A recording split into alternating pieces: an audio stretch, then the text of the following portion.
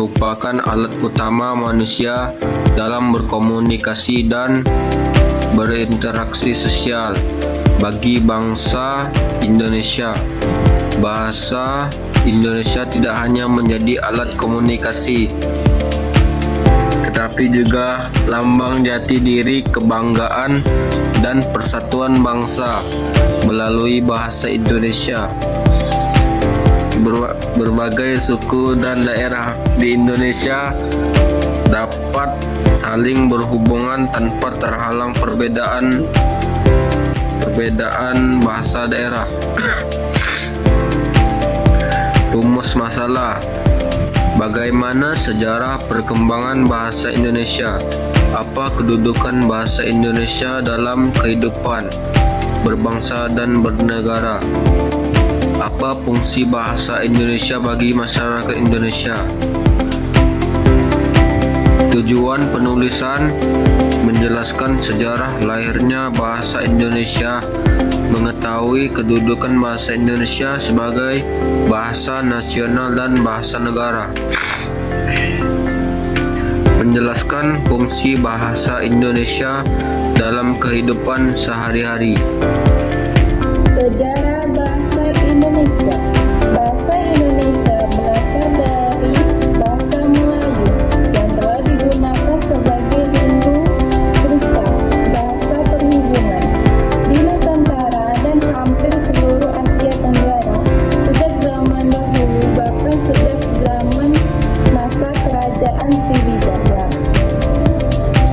Awal pengukuhan penamaan bahasa Indonesia secara resmi dimulai sejak Sumpah Pemuda pada tanggal 28 Oktober 1928, yang mana salah satu ikarnya adalah kami putra dan putri Indonesia mengunjungi Bangsa Persatuan Bahasa Indonesia. Momen ini mengukuhkan kedudukan bahasa Indonesia sebagai bahasa nasional. Peresmian sebagai bahasa negara. Bahasa Indonesia dinyatakan sebagai bahasa negara pada tanggal 18 Agustus 1945.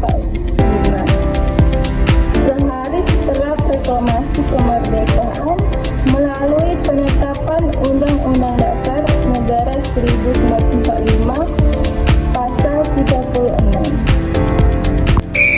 Kedudukan bahasa Indonesia. Bahasa Indonesia memiliki dua kedudukan utama yang saling melengkapi. 1. Kedudukan ini dimiliki sejak Sumpah Pemuda tahun 1928. Berfungsi lambang kebanggaan nasional, mencerminkan nilai-nilai luhur bangsa. Lambang identitas nasional, perbedaan bangsa Indonesia dari bangsa lain. Alat pemersatu sebagai suku bangsa, menyatukan masyarakat dengan latar belakang sosial, budaya, dan bahasa daerah yang berbeda. Alat perhubungan antara budaya dan antar daerah. 2. Kedudukan sebagai bahasa negara. Kedudukan ini dimiliki sejak disahkannya Undang-Undang 1945. Berfungsi sebagai bahasa resmi kenegaraan, digunakan dalam upacara, dokumen, dan kegiatan resmi kenegaraan. Bahasa pengantar di lembaga pendidikan, digunakan dari tingkat taman kanak-kanak dan perguruan tinggi. Alat perhubungan pada tingkat nasional untuk kepentingan perencanaan dan pelaksanaan pembangunan serta pemerintahan. Alat pengembangan budaya, ilmu pengetahuan, dan teknologi atau IPTEK. Sekarang kita membahas fungsi bahasa Indonesia. Secara umum, fungsi bahasa Indonesia mencakup 4 hal. Yang pertama, fungsi komunikasi atau alat utama untuk berinteraksi dan menyampaikan informasi. Yang kedua, fungsi ekspresi diri, yaitu alat untuk mengungkapkan perasaan, ide, gagasan, dan jati diri.